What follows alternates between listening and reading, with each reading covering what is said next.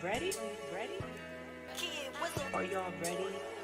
Cause it's real talk. It's real talk. Tabby, Tassie.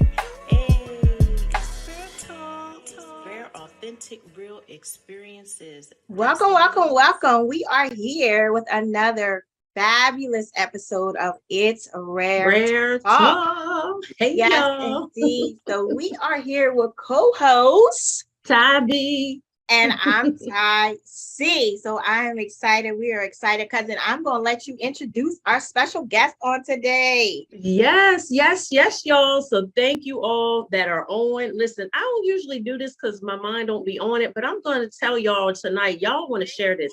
You want to get your cousins, you want to get your brothers, sisters, get everybody on here tonight because we have such a special guest. We have been, I don't even want to use the word excited, but we have been looking forward to this episode. Like me and cousin were texting, like, this is going to be good. Like, we just knew that this episode was going to be so good. Like I said, we've been looking forward to it. We were talking earlier about this young man, even comments and people were sharing the post, that he was going to be sharing his story on tonight. I'm walking through the store with tears and I mean, just so elated, just so joyous about this young man who I had the pleasure of working alongside a couple of years ago. And so, y'all, I like to introduce to some and present to others, none other than Mr. Andre Childs. Welcome. Welcome, welcome, welcome. We are excited. Cousin, thank you so much for the connection with Mr. Childs, and Mr. Childs, once again, we just want to thank you for being here. Cousin is exactly right. When I think about the topic that we're actually going to be talking about tonight, like there's a lot of different pandemics that's going on in the world today, but addiction has been a national problem for a long time. Yeah. COVID came in and COVID made its name great and as far as like the headlines on television and media and all of that. But addiction has been, listen here, an issue for a long, long time. It has affected so many different families in so many different ways. And so just to know that Mr. Childs, you have celebrated 5 years in recovery melts my heart. And I have to be perfectly honest with you. This subject area right here is very dear to me. And it's very dear to me, not that I have actually experienced it personally, but coming from a job of 7.5 years of working with individuals who have been battling this for years. I always took my job very seriously. Right. And so to be able to talk about this matter tonight on It's Rare Talk, listen here, I am elated. I am excited. I am excited to hear your story. I love what God is doing in your life right now, right? And so, cousin, I know that, you have this thing where you talk about, we see a person's now, right? But every now has a then. And so Mr. Childs is here with us today to take us back to his then. And so I'm excited for his transparency. I'm excited for the support that he has had along the way. Andre, that's absolutely amazing. But once again, I'm excited that he made it out, cousin. And I'm glad that you two have an awesome connection. Yes. And once again, just excited to have him on the show. Yes. So welcome, Mr. Childs. Thank you. So we're going to ask that you would take us back to wherever, if you want to do the childhood or teens. Tell us how you were as a kid, if you were quiet, rambunctious, whatever. Give us a little background. Yeah, as a child, I very athletic, played sports, basketball, football, ran track, and wasn't quiet. I definitely talked a lot. But like I was thinking about it, back from 8 to 14, I was like my life was very good, playing sports, getting good grades, going to school, just doing everything I was supposed to do. And I felt like when I got to, even through high school, you know, 9th, 10th grade, 11th grade, I was real little. So like I just kind of stayed to myself a lot. Yeah. Played sports, stayed to myself because my sister, you know, she graduated in 2004, went to Hampton University, was always making honor roll, dean's list. Like, so I felt like, man, I have to stay on top of myself because like, you know, she out here like doing her thing, and things didn't end up that way. And sometimes I sit back and I ask myself, you know, maybe I didn't feel like I was good enough. You know what I'm saying? And that's maybe what transpired to send me in the wrong direction. So, you know, my childhood as a young child, everything was fine. My teenage years is when things started to take a turn. Okay. So how about senior year? Did you graduate or I graduated high school, you know, played varsity football, running back, defensive back, played basketball, and I even went to a JUCO college in Oklahoma for 2 years. And I feel like that is when I realized that maybe I might have an addiction problem. I didn't know nothing about addiction, narcotics, Alcoholics Anonymous, but I was in school and I was out like partying. You know what teenagers do, young kids do. You go to college, you party, you get up, you go to class. Well, the difference was I was partying and everybody else was getting up and going to class and I wasn't. Okay. I'm saying, so after being out there for a year and a half, I came back home to Claymont, Delaware, and that was in 2011. And that's really when I had like dibble and dabble, you know, smoking, drinking, doing some pills here and there. But when I came back from college is when my addiction really took off. Yeah. So it went to a whole nother level. Was it because you just had idle time? Do you feel like, so you didn't finish? You went to JUCO for a year and a half, but you didn't finish. You came back. So when you got back, did you feel like, man, what do I do now? Like, what do you think your mindset was at to cause, like you said, the dibbling and dabbling to go haywire, out of control?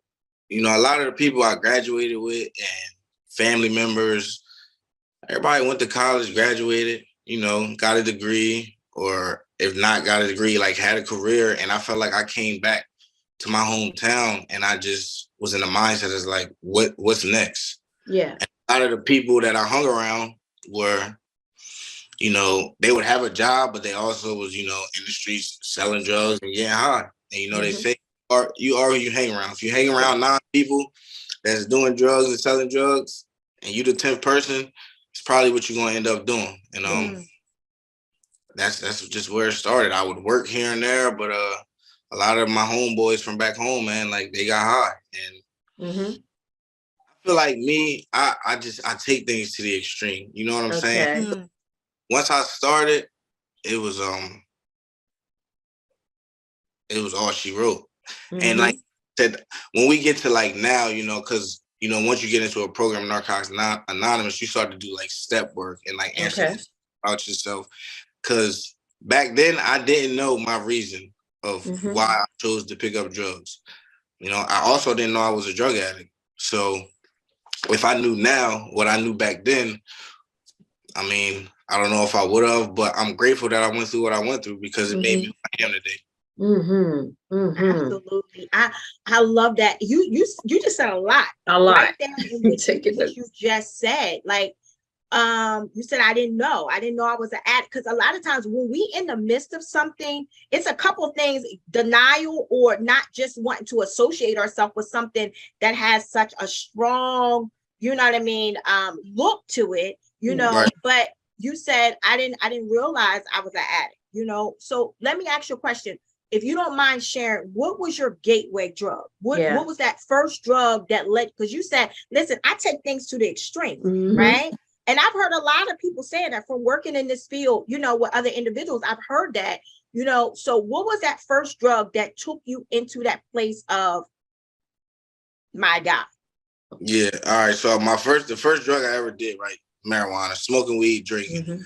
But I would do, Xanax or perks here and there. But the first time I did opiates, like I sniffed a bag of dope, it gave me a whole different feeling. And I feel like from the first time I touched that drug is when I said to myself, like, this can get dangerous very quick. But in my mind, right, I'm telling myself that like I'm not like these addicts that walk around here and can't work and don't have no money and don't care about how they dress.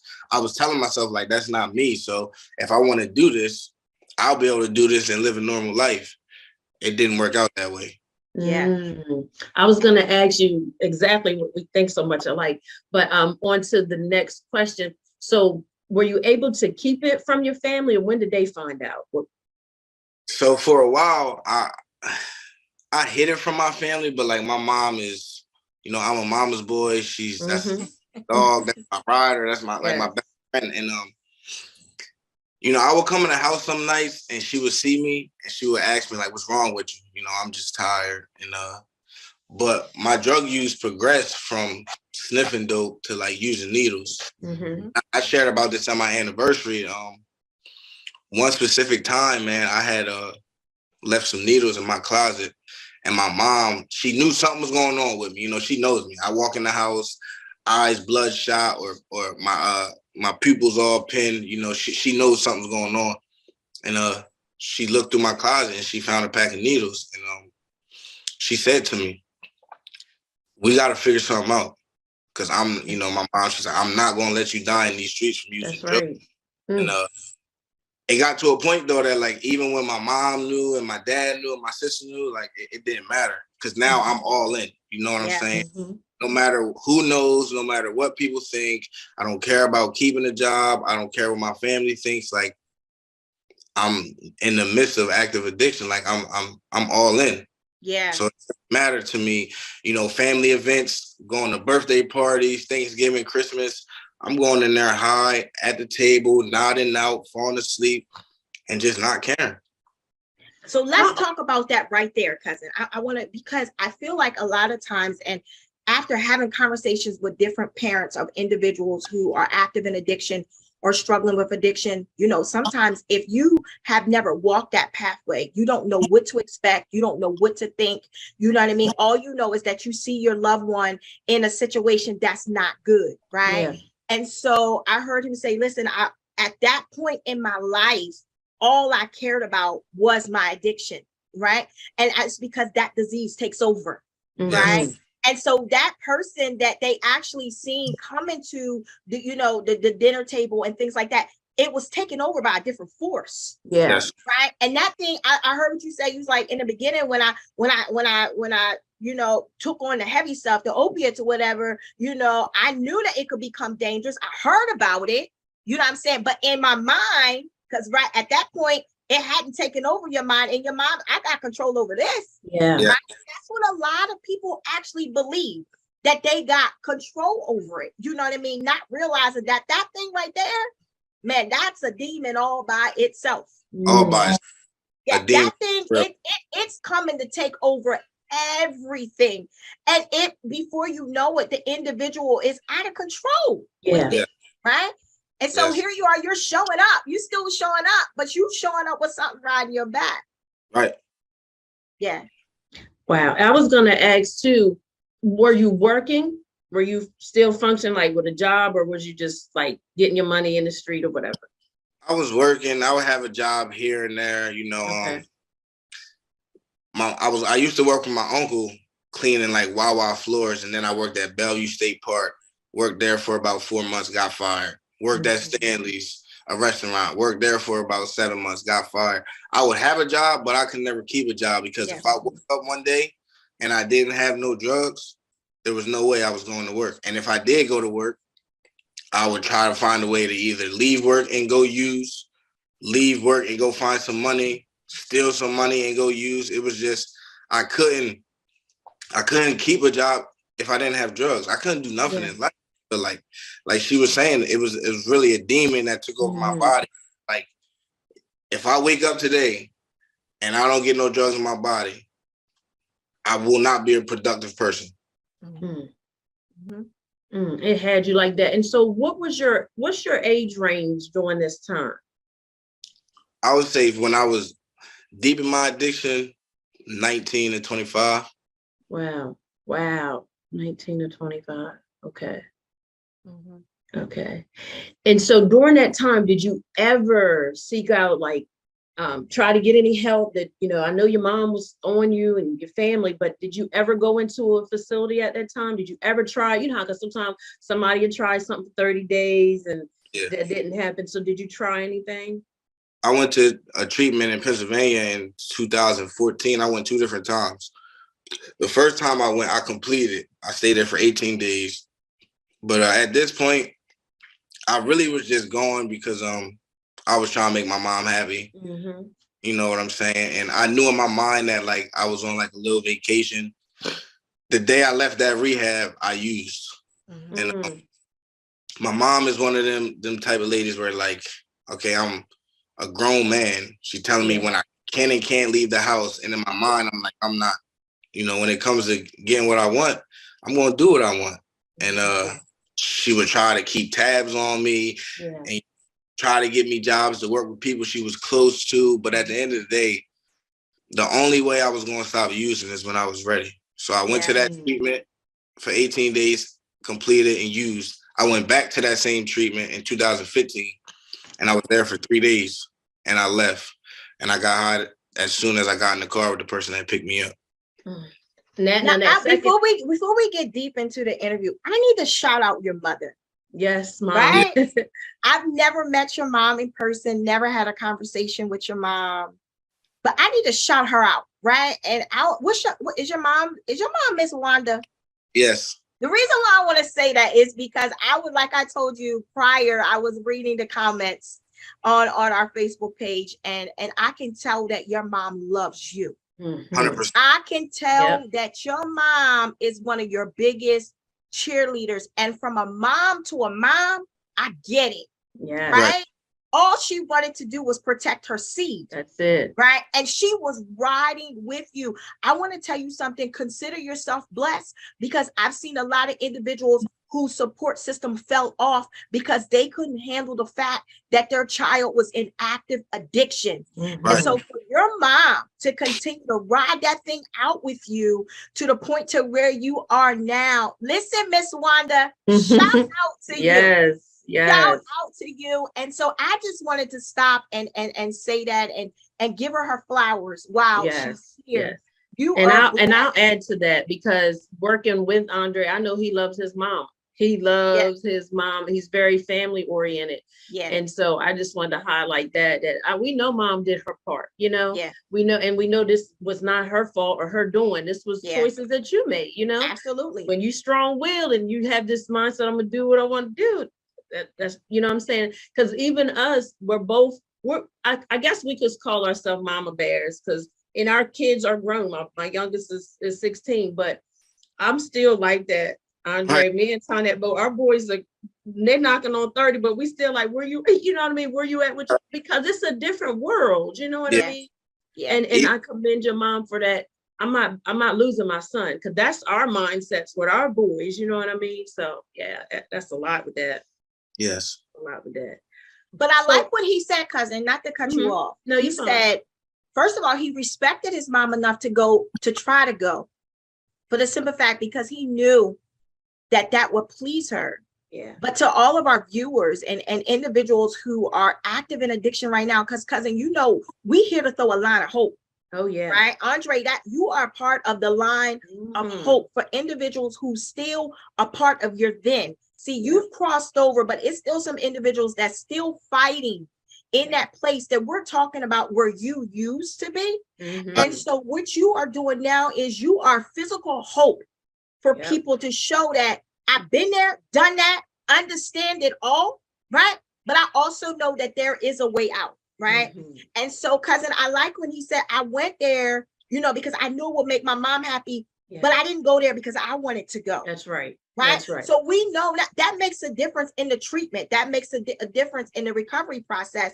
If that's not from your heart, right? If that's not something that you want to do personally, listen here, it doesn't give you that result that you're looking for. Not at all. Not at all. So we want to move forward. We want you to get us to your lowest, like that. I couldn't believe I got here. What was your lowest? I would say I went to Warwick in 2015. So in 2015 was when I'm talking about walking around. I haven't had a haircut for like 7 or 8 months. Track marks all on my arms, on my leg. I'm probably weighing in at like 105 pounds. And at a point in my life where like I didn't want to work, I'm 24, ready to turn 25. And like I'm calling my mom at nighttime, asking her, can she stop at McDonald's and get me a double cheeseburger from McDonald's? Like I'm a grown man with no money in my pocket, not eating, not caring what I look like. If I wanted to go get a haircut, I have to call my dad and try to get some money. I was hopeless. Like I'm talking about down bad, man. And at that time and point, like I didn't really have no hope. Like if I'm being honest, it was times when like I would stick a needle in my arm and like I would hope, maybe maybe this will be it, because I'm tired of suffering and I don't know how to get clean. I went to treatment, that didn't work, and I was okay at 24 years old. That like, man, I'll probably die before I'm 25 as a drug addict, and I'm all right with that. But in all reality, I really wasn't okay with that. I was just so far gone in active addiction that I just didn't want to live no more. Jesus. Jesus. The battle became that severe. Yeah. And I believe what you are saying, you gotta excuse me, because man, this topic makes me emotional, because I want to see people win. I want to see people free, and I want to see people healed. And I believe what you just said is what a lot of people feel on the inside. Yeah. You're speaking, you are able to verbalize now what so many people really want to say. Yes. Right? But you said, I'm saying this, but this is not, there's another part of me saying that I do want to live, but I can't kick this thing. Yeah. This thing is too heavy. This thing has overtaken me. This thing has taken me to my lowest point of just not caring. Yeah. Right? And so here we are. That is a very low point. Yeah. Yeah. And cousin called me before the show started. And she said to me, I'm going to wear a shirt that speaks something inspirational, because when I think of this young man, that's what I think about. And I said to her, there's a call on his life. Yes. And we're talking about right now where you were at your lowest point. We come to encourage somebody on the day. That's good. You said I was at my lowest point where you say I'm done. Right? Cousin's shirt says, long story short. God saved my life. God saved my life. Yeah. I have many inspirational shirts. But when I was thinking about what shirt I was going to wear on the show, when I was thinking about the show all day long, if I could show you the dialogue between me and my cousin texting about this show, all I could think about was this word right here for your life. Purpose. Yes. Purpose. Yes. Your life is purposed. Yes. That's what your mind was saying, but God had another plan for your life. And so here we are at this point right here, and you're saying, I don't want to. What was the turning point? Where did this shift come in at? I was sitting in my kitchen with my mom and my sister on Easter 2015. And we had Easter dinner, just me, my mom, my sister, and my nephew. And I remember, man, my sister sitting at the table, like she's also one. You know, my mom, my whole family supports me very. But this particular moment, it was me, my mom, and my sister sitting in my mom's kitchen, and I just remember like my sister just crying and asking me like, "Why can't you stop?" She's like, "I don't understand. Why do you have to live like this? Like, why can't you do something different? You've been to treatment, it hasn't worked. We try to come up with these ideas, like nothing's working. Like, I don't want to lose you. I don't want you to die in the streets, but like, why can't you stop?" And at that point, I didn't think she really understood how deep this active addiction was for me. But I just remember seeing my mom and my sister's face, man, in 2015, and I said to myself, I gotta give myself a chance. I had this therapist that I talked to, you know, and I'm always been the type of guy, man. Like, I'm always honest. I'm always open about what I'm going through and what's going on. And she found that treatment facility, Warwick Manor. I can honestly say, even when I went there, right, when I left there, I didn't stay clean right away, but I didn't go back home. You know, I went to that treatment facility. It was about a couple of days before I was ready to leave. And I just told my counselor, man, if I go back home where I'm comfortable, I'm going to put myself with people. I'm going to put myself in the same neighborhood. I know where to go. I can walk there. I don't need a phone. I'm not going to stay clean, and I'm going to end up dying. And I went to that treatment facility in 2015, and I stayed down here. But the disease of addiction is so crazy, right? Because like I still found a way the day I got out of Warwick to go back to Delaware one time, use, and then come back to Maryland to a recovery house. Because I still didn't know if I was ready to stop. Like I would go back and forth, man, so much. I don't want to use, but when that thing is on my shoulder talking to me, sometimes it's hard to shake it off. And 2015 was an up and down year for me. You know, I went to Warwick, I went back home, I went to a recovery house, I got a couple months clean. I think I had like 90 days clean. I got kicked out of the recovery house. I went to another recovery house. I kept using. I went back home, continued to use, then came back down here in October of 2015 because I said to myself, the only place I've ever got any type of clean time was on the Eastern Shore. And I felt like when I went back home after being down here, it wasn't even about like being in a dark place. It was just about the years that I've spent in Claymont, Delaware doing that, and the 90 days that I spent up here clean. And I said to myself, I'm tired of living this way, man. Like, I'm just tired, you know, and now I'm going to go down there and give it 100% shot. You know what I'm saying? I'm going to give my all. I'm going to take some suggestions. I'm going to get a sponsor. I'm going to do step work. I'm going to find some people who really, you know, got some clean time and are really trying to live a new way of life and be productive members of society. And that's what I did. And, you know, my story, relapse is a part of my story, right? Like I had years clean from October 2015 to October 2017, and then I relapsed after having 2 years clean. And even just sitting here thinking about that, man, like I know what I did wrong. I know what happened, because it wasn't like I wasn't happy, you know? Yeah. Those 2 years was the best 2 years of my life.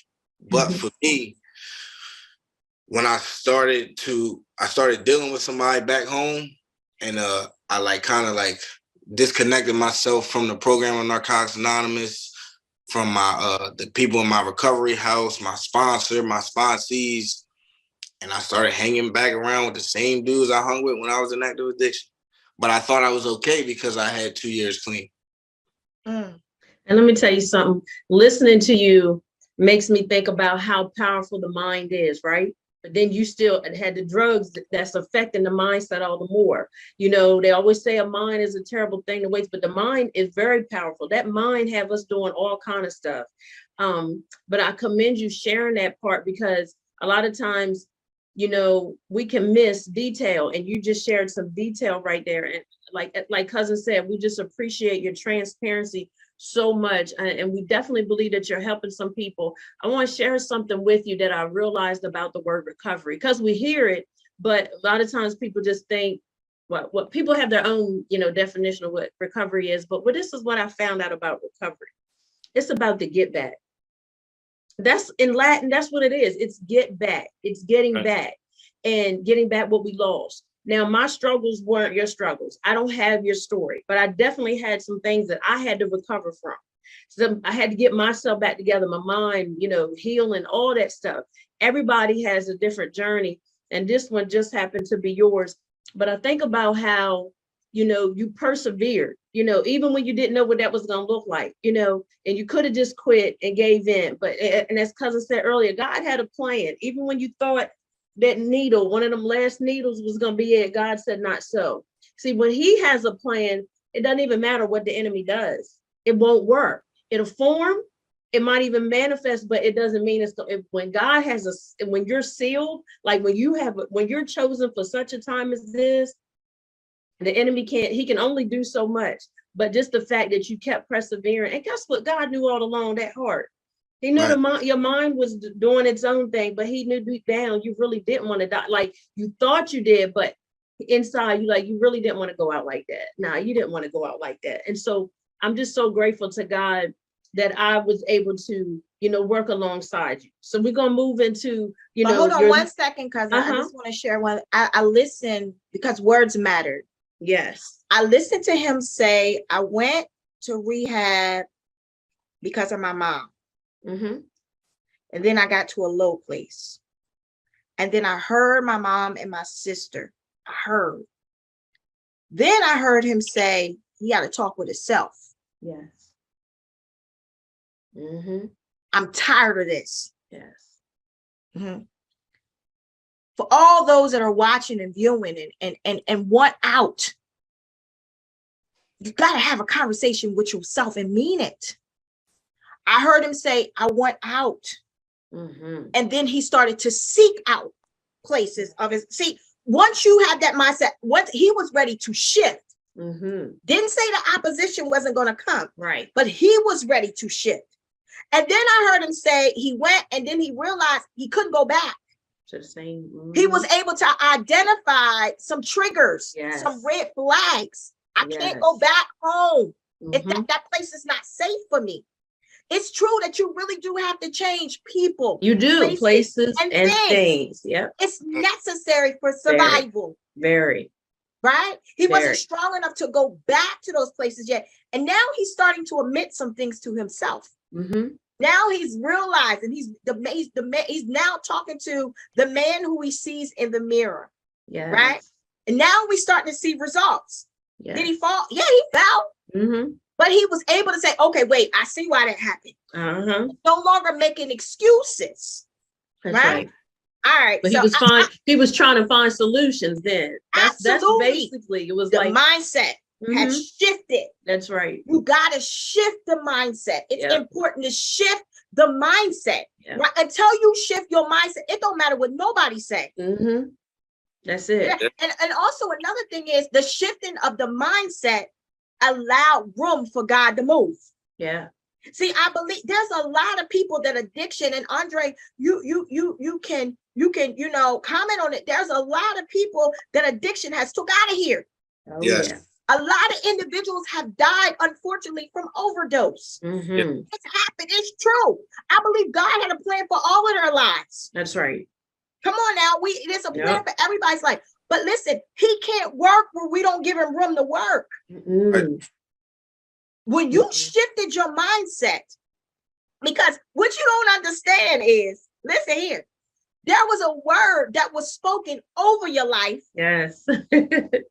And I'm assuming from reading a message, right? The mom commented and said, I'm so proud of you, son. And then there was a pastor who commented last night. I'm reading these text messages, and I'm telling you right now, Andre, my spirit was jumping. Yes. There was a pastor who then commented and said that she was proud of you. I don't know this pastor. She said that she was proud of you And she said that the Lord is going to do great things in your life. And she told your mother that she was proud of you and she hasn't seen nothing yet. Your mom came back and spoke the words that you spoke over his life. Yes. I need you to hear what I'm saying. This is why I know you have purpose. This is why I know God saved your life. There were some words that were spoken over your life. Your mother said the words that were spoken over your life helped her during the most difficult times of your life. There was a word, right? And so what happened is when your mind shifted, now you have given God room to work. Yes. And every word that has been prophesied over your life, as long as you give God room to work, I want you to hear what I'm saying, young man, because I believe the world ain't seen nothing yet. Everything that you went through, it was for your good. And that's what you're going to help somebody else. But everything that has been spoken over your life, as long as you give God room to work, he can work. You ain't seen nothing yet. You have not seen nothing. I want you to hear what I'm saying. You have not seen nothing yet. Yeah. This is the beginning of great works for you. Yeah. And everybody does have a yet, but the yet is based on your yes to God. Your yes, because he doesn't force anything.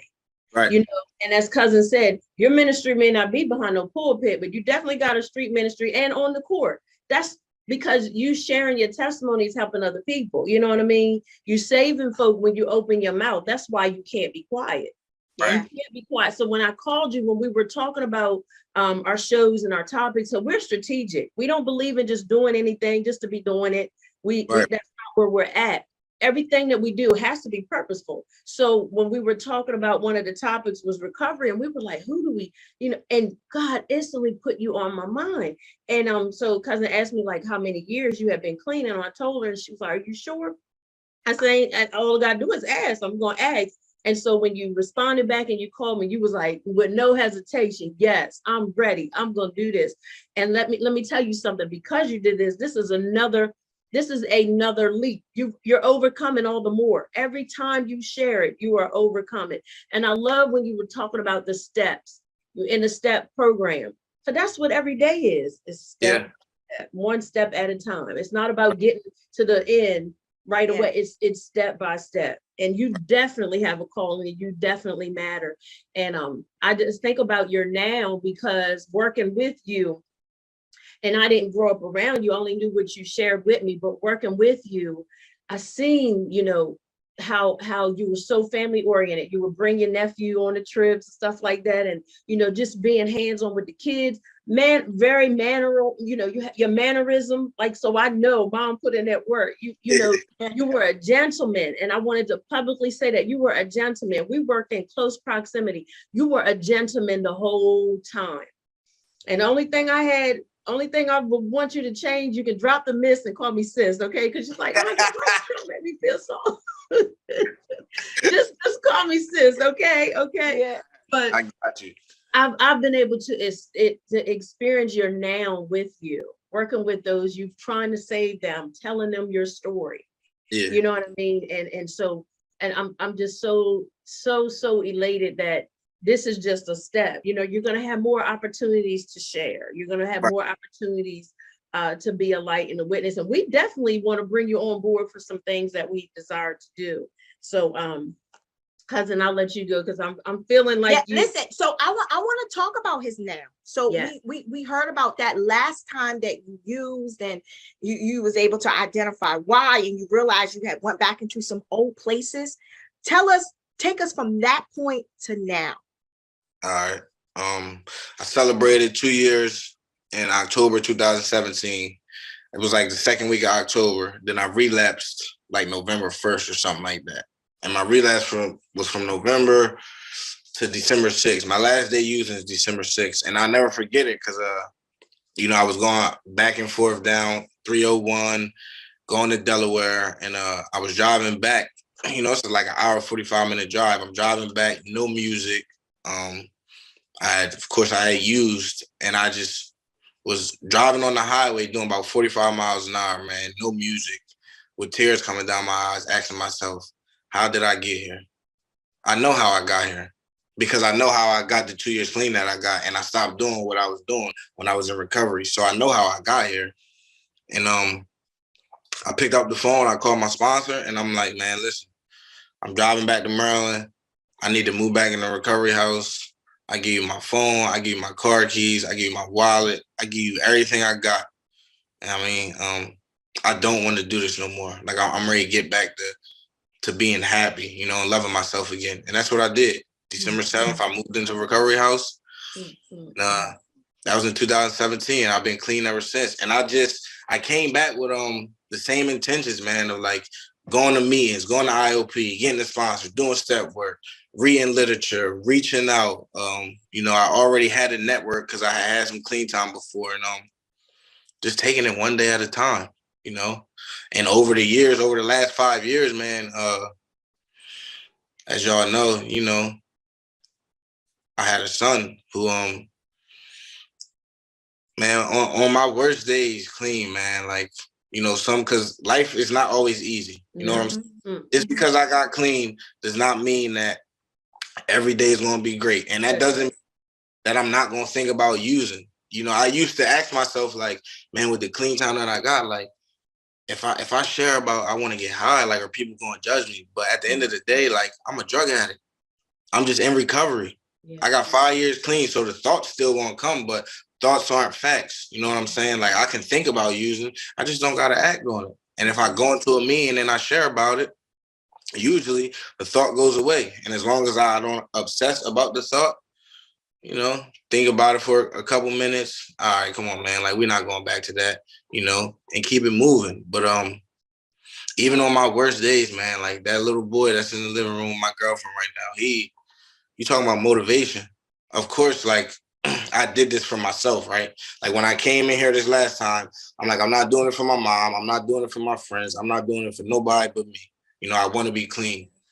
But today, like, it's not just about me. You know what I'm saying? Because like, I got to show up as a father, you know, as a friend, as a brother, as an employer, but most importantly, like, for him. Because y'all know, man, a lot of kids grow up without fathers. Yeah.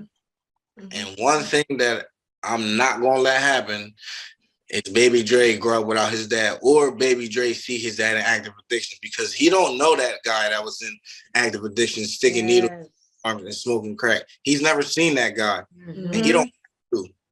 No, he doesn't. That's good stuff. Doesn't have to. And I honestly believe, man, that like where I'm at today in my life, like, as long as I continue to do the things I need to do, he's never going to see that person. Wow. I love that. I love that. And I got to see him before we got on. He was like, who's that? He's so cute. He is so cute. So let's share a little bit more about your support system, because we one of the things we were talking about earlier is a beautiful thing to have it. Everybody doesn't have it. And, you know, we wind it down, you know, to the end of the show, this interview, but to have that, as Cousin was saying, everybody doesn't have that. How does that make you feel? How does that make you feel? Makes me just feel loved, you know, and it also reminds me that, like, the things that my mind was telling me when I was in active addiction wasn't true. You know, that was just me being caught up in the grips, because I could easily say, like, oh, my family don't care about me. My family doesn't love me, so I'm gonna go get high. Like, nah, that wasn't the case, because as you can see, like, my family shows up.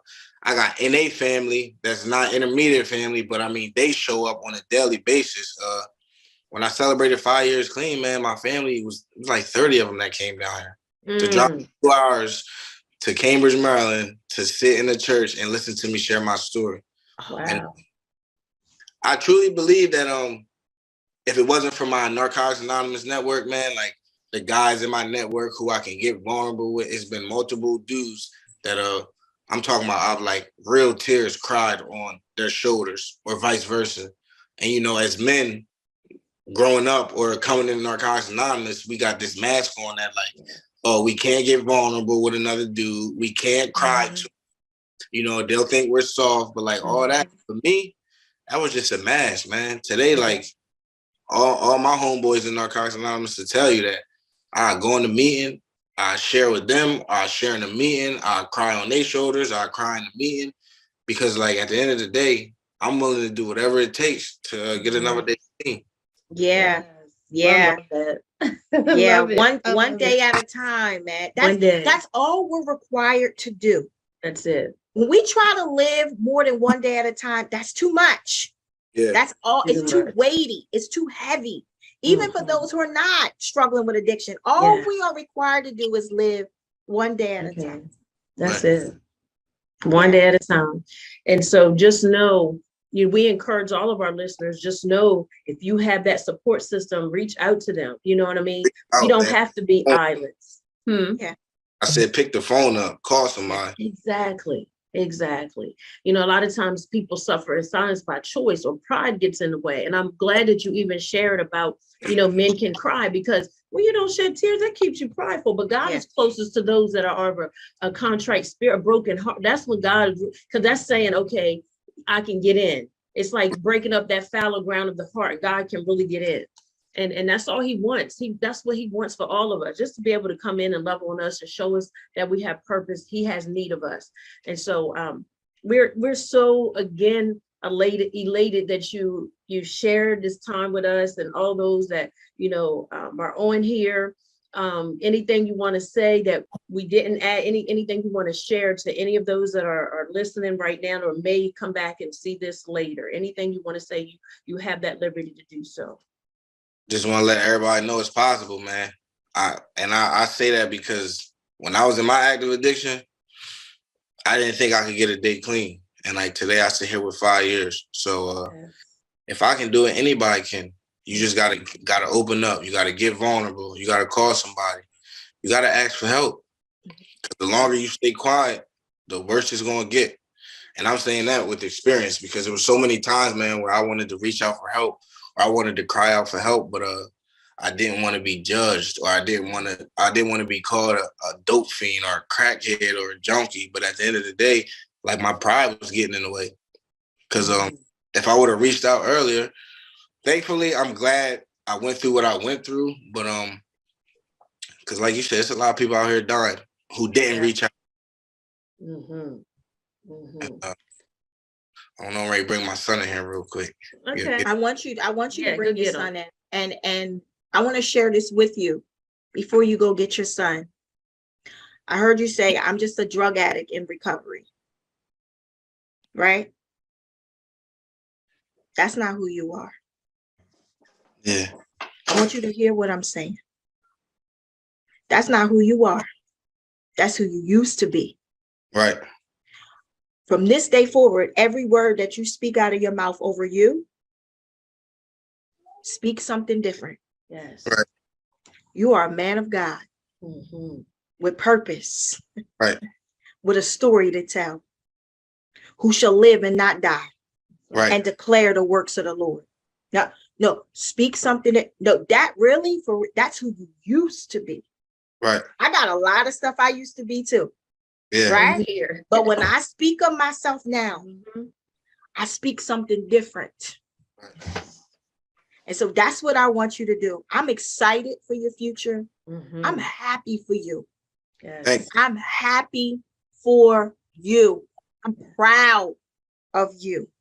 Thank you. I know this won't be the last time that I hear your name. No. But let us see who makes you proud. Let us see. This is awesome. This was awesome. Let us see. Look, we see the smile on his face already. Let us see. Hey. Absolutely handsome. Hey, little Dre. Hey. Handsome young man. Yeah. Yeah. Listen, we see the smile. No, listen. We see the smile that he actually puts on your face. Continue to be that great father. Continue to make memories with him. Right? Remember what you said. What he don't know, he don't have to know. It's a fact. You continue to make life great for you and him. Hi, little Andre. How are you doing? Nice to meet you, sir. Nice to meet you. It's here. He be talking. Here. Hmm? Why got that in here? The light. They Why you need got the- that in here? That's Don't a you love that blessing. curiosity? I Yes, love it. that's a blessing. Go So, ahead, cousin. I'm just gonna say, so again, Andre, we appreciate you. We want you to stay motivated, stay encouraged. Remember, it's a one day at a time. And when you said something to the viewers about reaching out, anybody that's struggling, because when we hungry, a closed mouth don't get fed. So when we hungry, we're gonna open up our mouth and say something. So if we want something different, we do need to open up our mouths and just ask for help. Let's get that pride out of the way. So Right. again, thank you. We appreciate you. We want you to enjoy this holiday time. Love on your family. Tell your mom we said hello, because next year, Lord willing, when we host our live recording, we want you in the place. We want you to bring Absolutely. your family. We're Okay. gonna have some things for you, so we will give you details. But reach out if you ever need us. We appreciate you so much. Absolutely. Until next time, y'all. It's Rare Talk. Hit us up at itsraretalk@gmail.com. Follow us, share. Y'all share this. This was so good. This was so good. Until next time. I truly appreciate y'all. Absolutely. Listen here. Keep doing it, man. I got you. Keep doing it. Keep doing that. Proud of you. Until next time, it's Rare Talk, y'all, where everything is rare, authentic, real experiences. We are so grateful for the interview with Andre Childs. Until next time. That's what it is, y'all. Be blessed. All right. Ready? Are y'all ready? Cause it's Rare Talk. It's Rare Talk. Tabby, Tassie. Hey, it's Rare Talk. Rare, authentic, real experiences. That's what it is.